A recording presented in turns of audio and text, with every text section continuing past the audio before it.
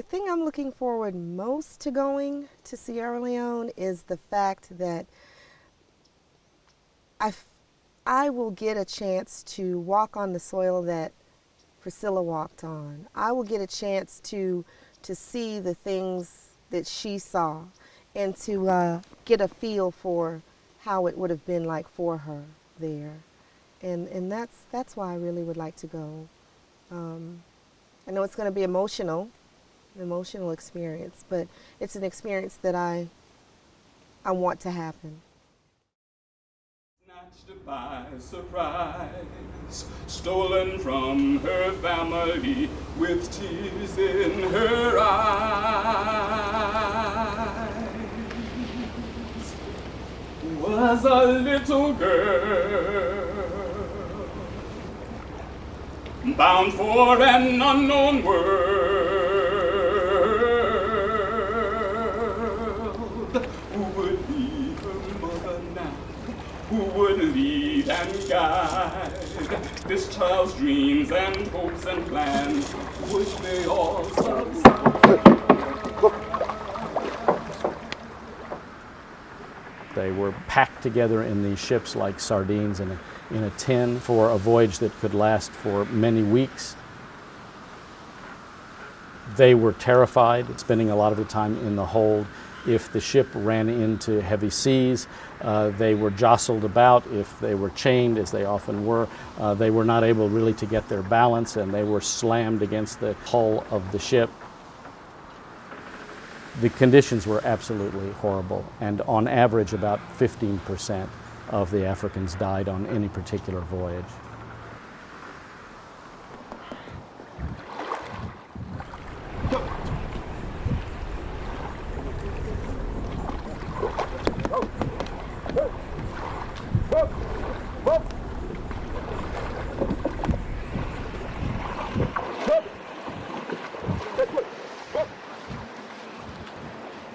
This is my 8th generation grandmother. I know her, I know about her, and this is my history. This is part of me.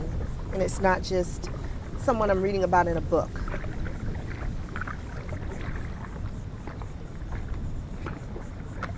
I imagine she was scared, but to be taken away when you have no say-so in it, no choice. I'm sure she wanted to go home and be with her family, like anyone would.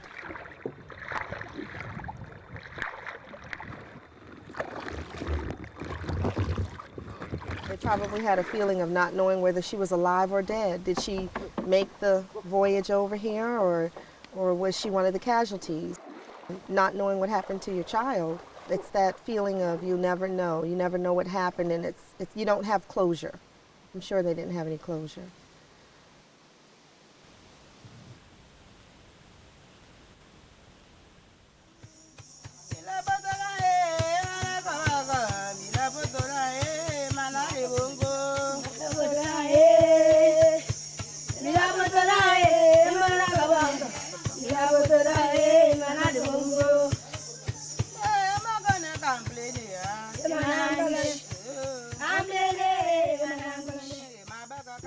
Well, Henry Lawrence was a prominent rice planter in colonial South Carolina, but he was also one of the most prominent, if not the most prominent, slave trader in the American colonies. And he received slave ships that came from Africa. He advertised the human cargoes in the Gazette, in the local newspaper, brought the planters in for auctions or sales of these cargoes, and he took a 10% commission on each sale and handled basically all of the business in Charleston for the owners of the slaves, who were usually shippers.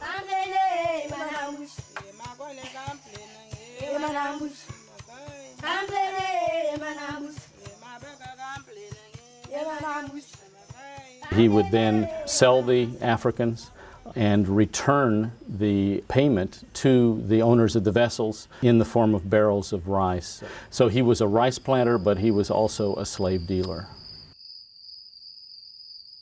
The climate of South Carolina, the terrain of South Carolina is such that it was very good for the cultivation of rice.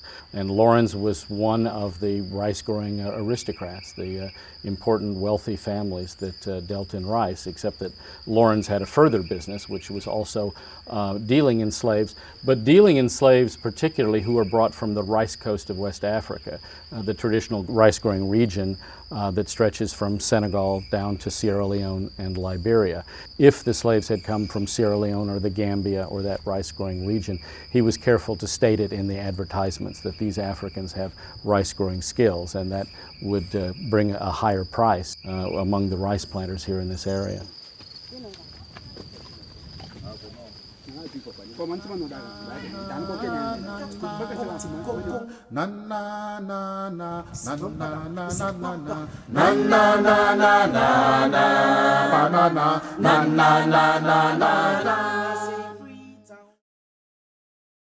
Although I'm not Priscilla, I'm her descendant, and I'm at least able to go back to where her ancestors, to my ancestors, to where they are, and her family, you know, is over there or lived there.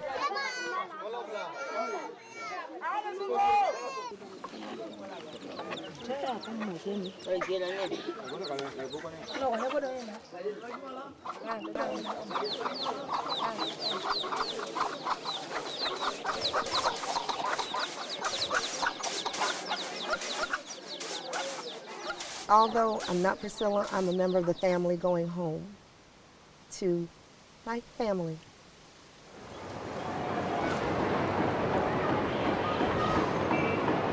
To tell you the truth, I don't know what to expect.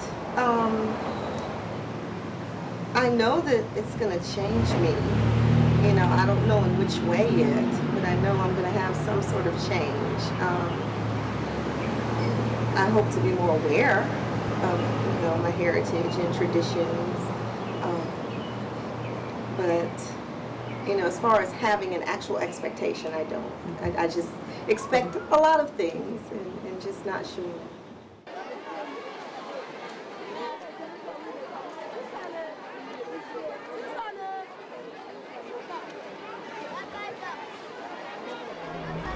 This is, of course, the first plane ride that I've taken since my honeymoon. So, you know, how am I going to take the plane ride? And, you know, that was in 1999, so it's been a while. And, you know, of course, I'm going to worry about Faith, even though she's going to be with my mother. Every step of the way, I'll be worried about her.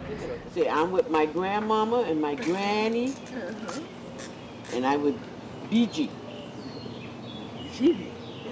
Okay, I'm going to get in the car so I won't cry. Faith, I'm going to call you, okay? All righty. Say bye, Mommy and Daddy. Bye, Mommy. All right, you have a good one now. And she used that too, have a good one. It's important that I'm going to Sierra Leone to help bring Priscilla home. I feel her spirit is with me and that she will be going with me, you know, and that she'll be with me every step of the way. And being her 7th generation granddaughter, you know, that's special for me. Welcome aboard grade 4 for Chicago.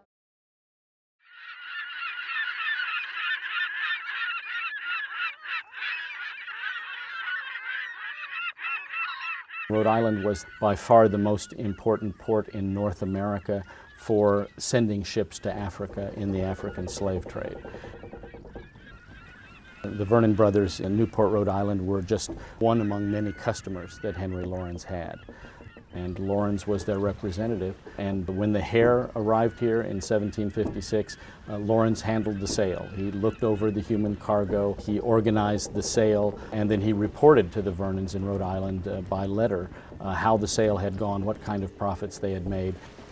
He also reported that he was not very happy with the human cargo, that quite a few of the people were extremely ill, in very bad physical shape, and he reported to them that he was not able to bring the prices that they probably had wanted.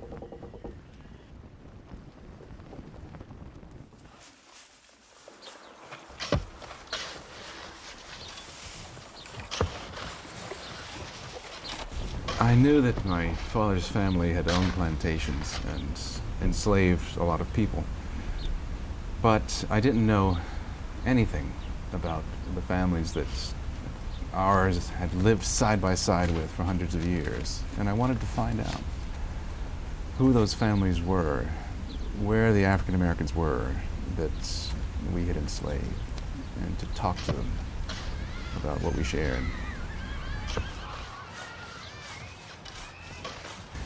I found an account book kept by a guy called Elias Ball II.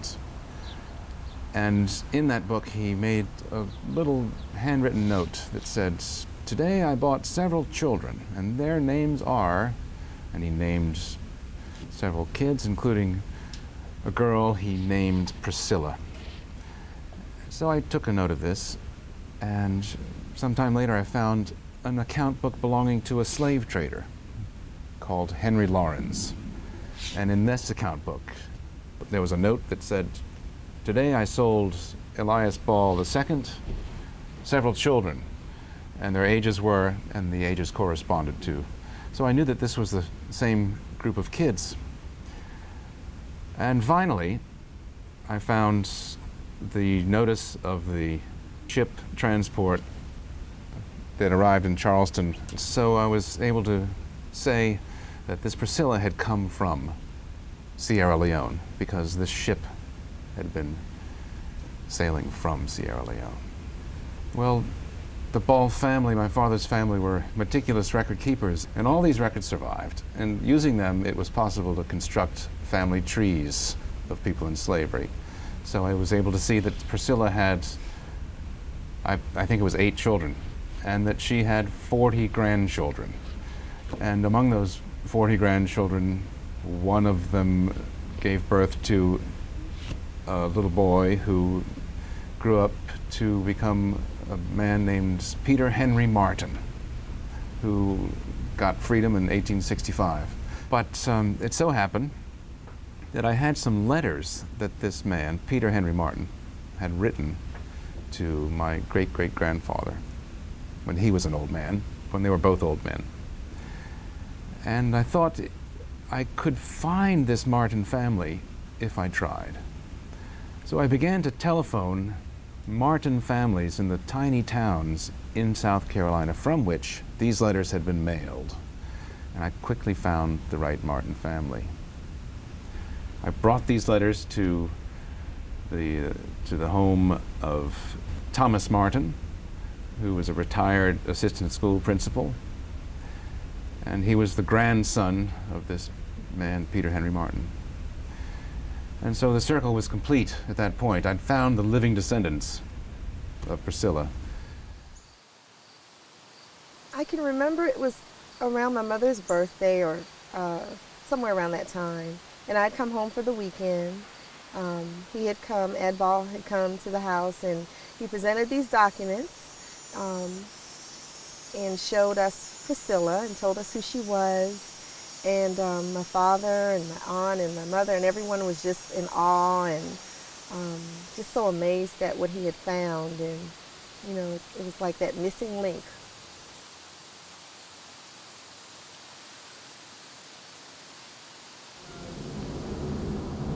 You know, at the time when he first came to the house, I was maybe 18 or 19. And I didn't realize the impact that I realized today. It's a different feel from 19 to 31. So, and you know, this is your heritage. You know, you can date. Most people can date back to a region or go back to a tribe, but to go back to a person, you know, I never thought that I would know that part of history. So.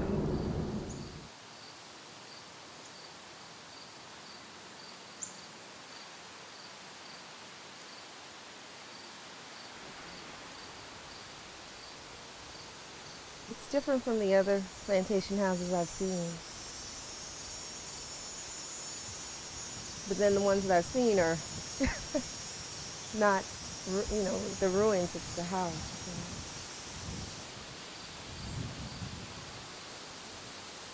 Just wondering if she ever entered this house or...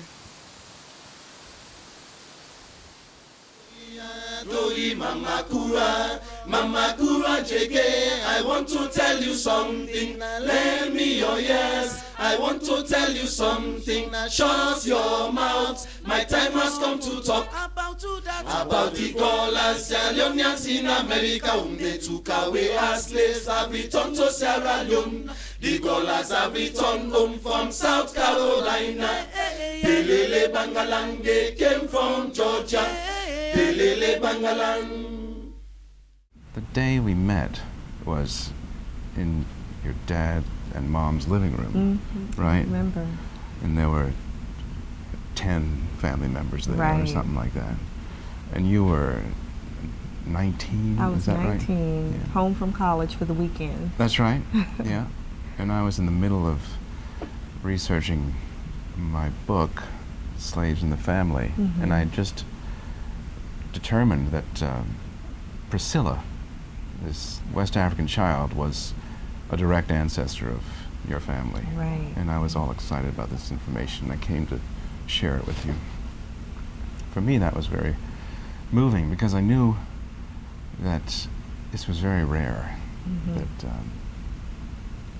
that anyone could make a paper trail that went back to West Africa. Yeah.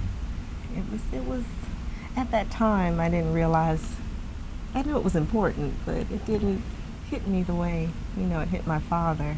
But now definitely I can see why it did. It's been You such remember that it touched your father. It did.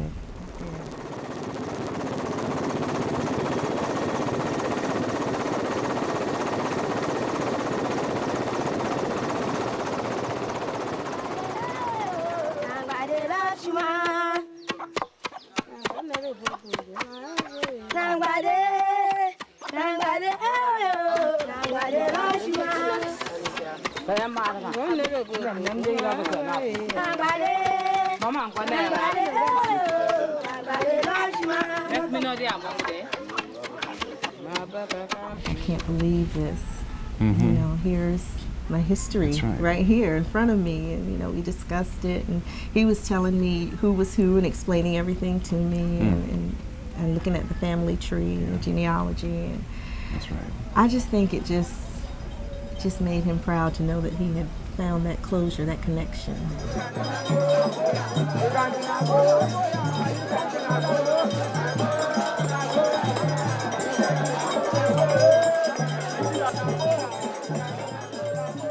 I was scared. Your dad was the first descendant of a Ball family slave that I met. And I was frightened. I called him up, and hands were shaking. And but he was a gentle and welcoming man, and he sat me in his study, and we talked about his grandfather, who had been enslaved by my great-grandfather.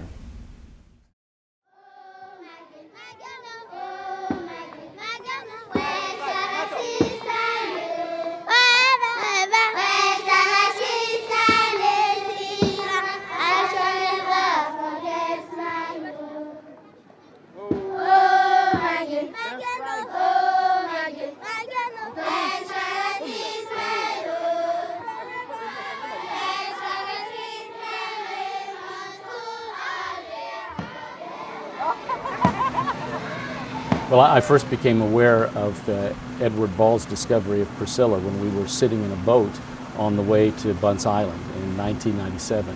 And we're sitting in the boat, and he told me about meeting the Martin family, Thomas Martin. And my first thought was, this is what Sierra Leoneans have been asking for, this kind of very specific link. An ancestor by name, and being able to link that person to a modern family in the Low Country, and then perhaps that person might come back.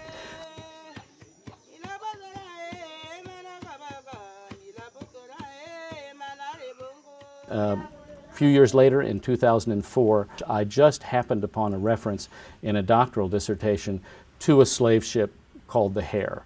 And then I saw the records were 1756. And I looked for the captain's name, and there was Caleb Godfrey. Looking closer, I saw that the ship was not from Britain, as Ed had supposed and as I would have supposed in his place. But I saw immediately that it was a Rhode Island ship, it was an American ship.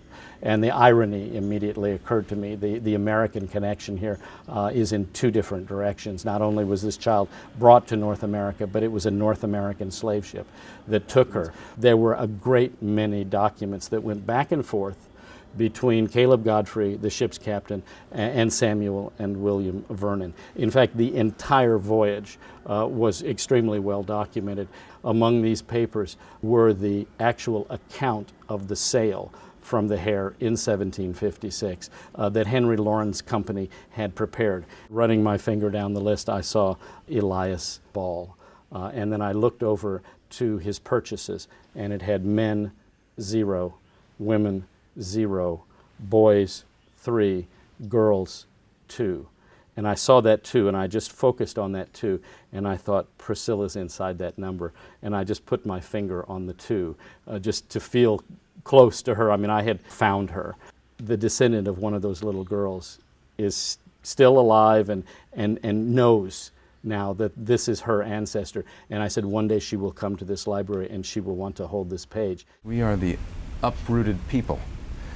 We grow up, we leave home, we move across the country, we lose touch, and then our children do the same thing, and before too long, nobody knows who their grandparents were.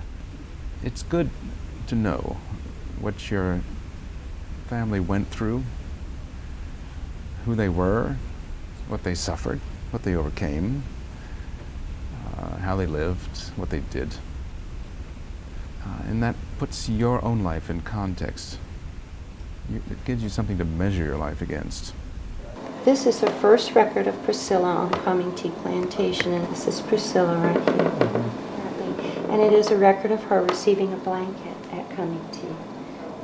Priscilla, 10 years old, and he paid £600 for the 5 children.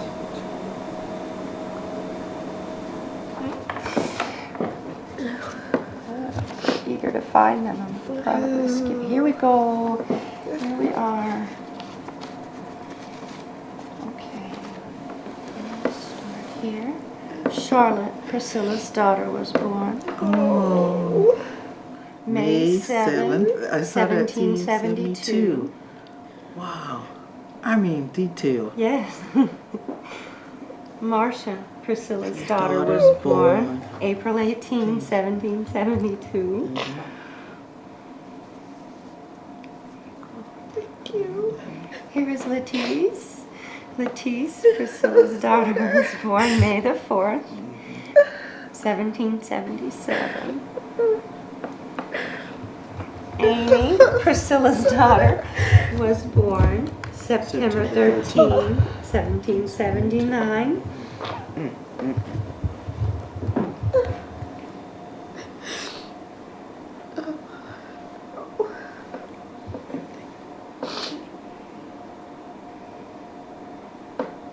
Kept everything. Yes. August 18th. She's mentioned several times in this book. This is actually the most complete record we have of Priscilla's life, from the moment she arrived at Cumming Tea Plantation. Oh my God, when shall I see my home? When shall I see my native land? I shall never forget my home. Again, oh my God, oh my God. When shall I see my home? When shall I see my native land? I shall never forget my home. Greetings, my brothers and sisters. My name is Makoya.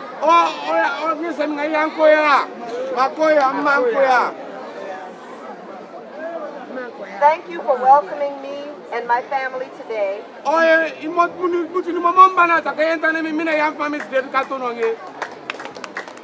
We are now home.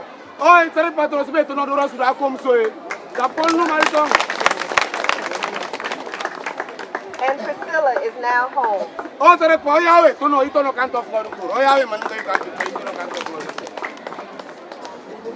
I am impressed.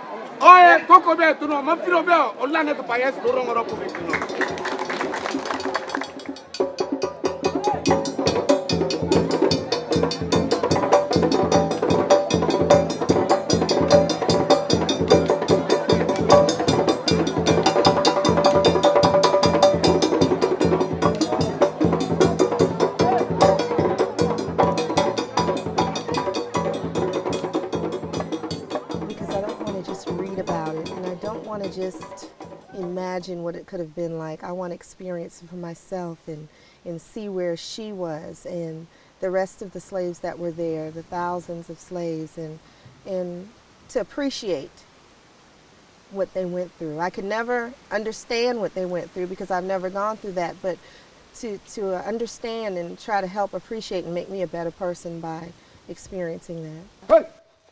Whoa, whoa.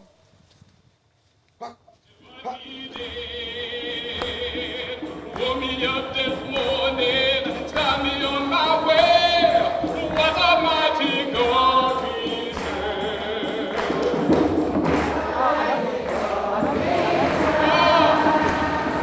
What a mighty God we serve. Woke me up this morning, start me on my way. What a mighty God we serve. I have a gift, a t-shirt that says Priscilla's Homecoming, that has the picture of Priscilla that was painted by Dana Coleman from Charleston. To paint Priscilla, he used pictures of Sierra Leone children, little girls, and a picture of myself at 10 to give her a family resemblance. And the point that Mr. Apollo made before with her head held high, I feel that sense of pride and joy right now. And I'm glad that I have the strength that she had to endure and to be here before you today.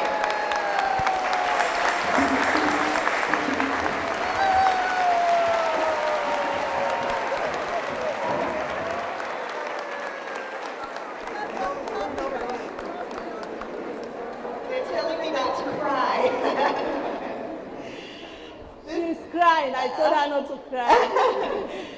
This is truly an honor, an unexpected honor. I am a Catholic woman, I'm a strong Catholic woman, and I'm glad to represent my family who is also Catholic here today. And thank you so much for welcoming me home.